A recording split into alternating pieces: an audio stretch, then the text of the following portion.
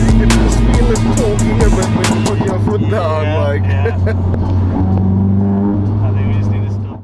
What is going on YouTube? It's Andreas here from Symmetry 4-Wheel Drive, and welcome back to the channel. Now, if you're looking at a big smile on my face, that is because we just had a pull on the highway in this really special 2016 Golf 7 GTI Clubsport S. And yeah, what a special car. Let's dive right into the video.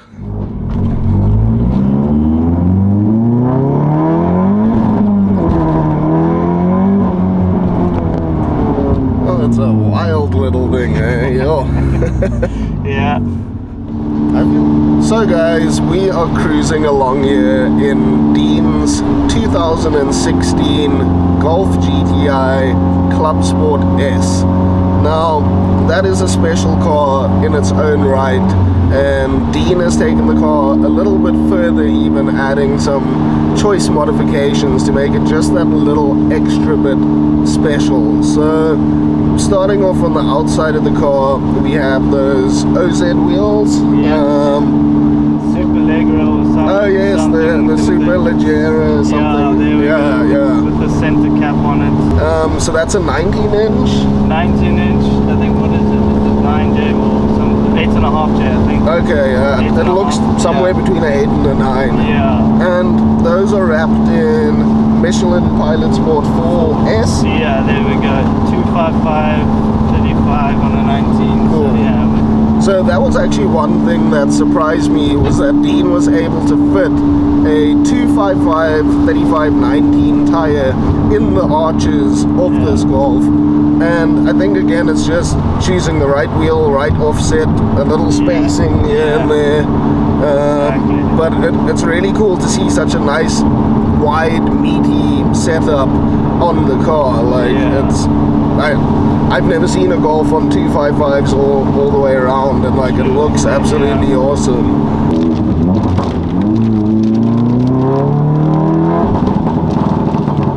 Still riding with the traction control. Yeah. I mean, that's also limiting quite a bit. I mean, on a day like today, that's a good thing, I reckon. With me in it, I think it's at 1,400, somewhere around. Yeah, I think it was 1,400. He told me those that's specs, pretty good. Yeah, like I know obviously this is a bit lighter than the regular GTI because of the stripness and stuff like that, but like with you in it to be like 1,400 kilos, that's pretty good. Yeah, I had to give my mate, maybe I've gained a couple, but yeah, he had to add in some weight on there. So. But yeah, that's not bad at all. Like I mean, like compared to like a Golf R, like Audi S3s, things like that, those are like pretty substantially 100 kilos plus heavier. So I mean, the car does feel nimble and like pretty lightweight, like from what I felt so far.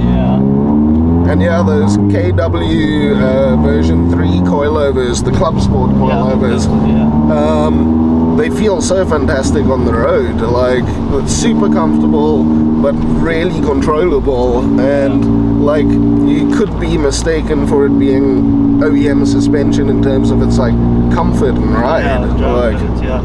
But at the same time, you can feel that it controls everything really nicely. So yeah, getting it corner weighted and set up correctly, I think, makes a huge difference on the car.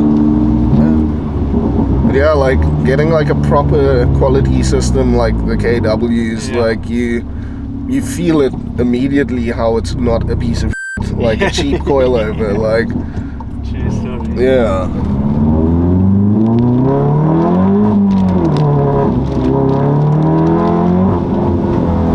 You can also feel all the electronics. Yeah, it's like feeling that little bit of braking. And then, in terms of power, what are we looking at on the car? Okay, so power-wise, the things to get is obviously the first thing you're going to go is induction and all of that. Yeah. So it's a full racing line induction from the 90, the Turbo 90, then the silicone hose, and then the racing line induction itself. Yes. With so you get a foam, and then you get the other material. I can't remember. I know what you're saying. Also, like the cotton one or something like that, and then the foam versions. So then I had to change that out.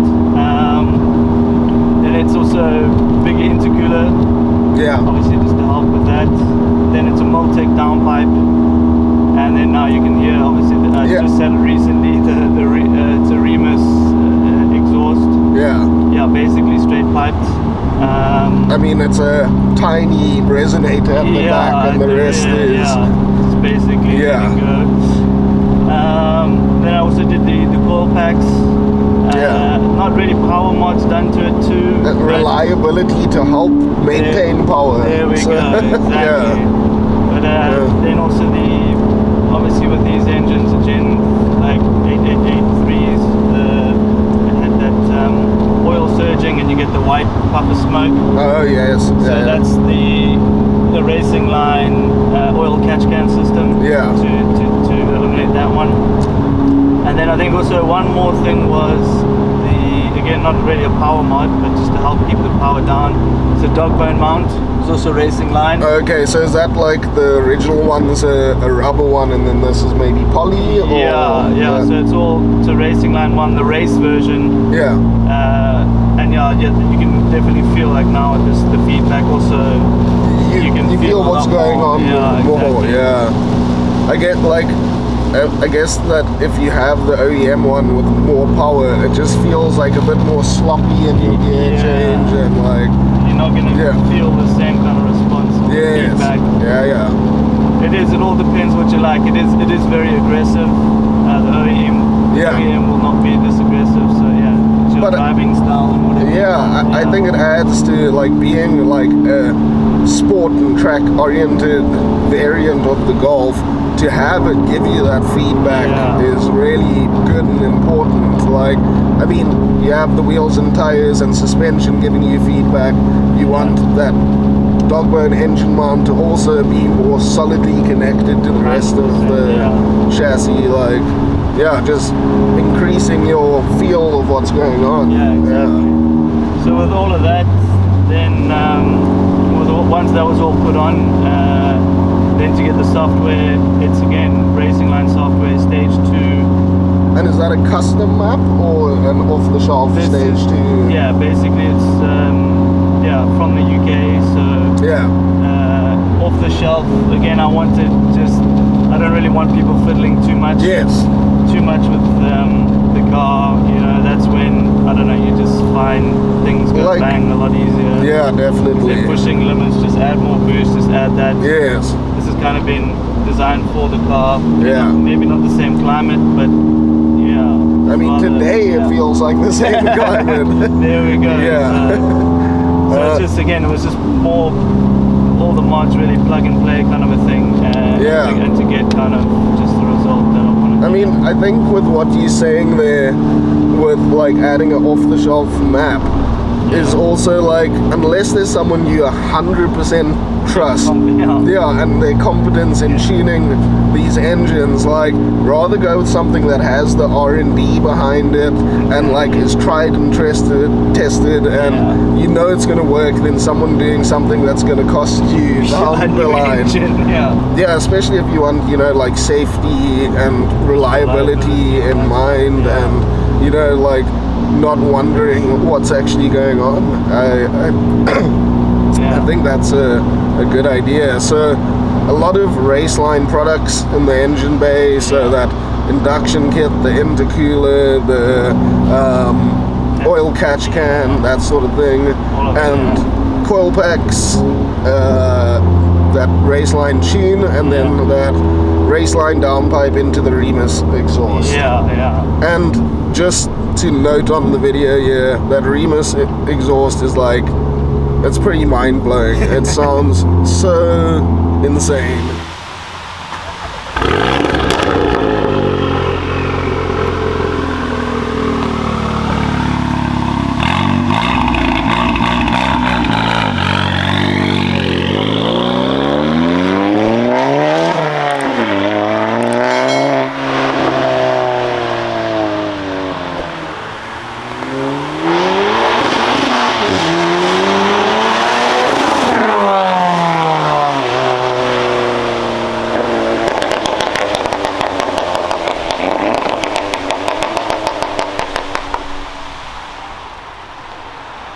Oh my god, that is crazy.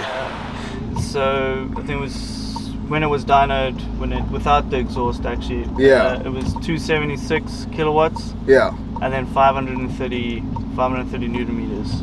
I mean, that's very solid numbers, and like, especially I think like a 2-liter engine like this that makes 530 Newton meters of torque. Yeah, is a little bit ridiculous. Yeah. That to me is like the mind-blowing part, you know, like, and I think like compared to older generation 2-liter 4-cylinders, somehow these newer direct injection engines are able to produce a lot more torque. Like, I mean, yeah, that's a solid torque figure, and you can definitely feel it in the driving. Like, it's got some really good torque.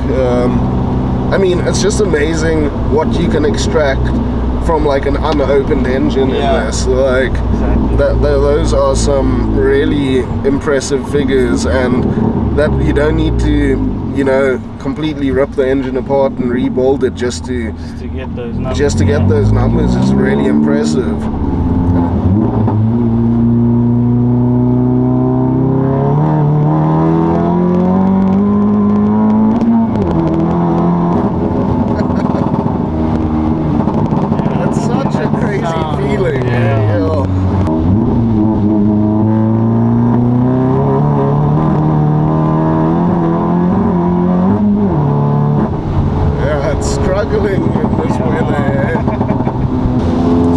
Just my point of view as the passenger in this car now, a couple of the things that I can comment on and give my experience on is, you know, what a good all-rounder the car is. I mean, it's really stable, really holds the road well, even in these terrible conditions that we have today.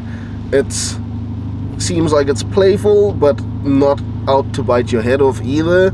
So I think it's got a nice, like, playful character to it, and like not a scary car, so to speak. That's not to say it's not fast and doesn't push you back in your seat, but it doesn't feel like it's out to get you, which I think is a good thing. But that's also probably just a testament to how well these cars are made, and, you know, the dynamics that have been tuned into this platform. So the car has a lot of power.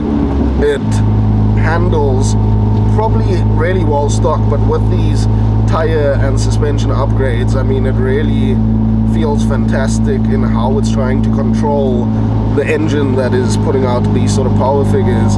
And on the inside, the car is really comfortable. These seats, which I think are specific to the Clubsport S, are really well bolstered and keep you in place, but they also are comfortable. Like, in the time that we've been driving around now, I've felt absolutely happy and no issues at all.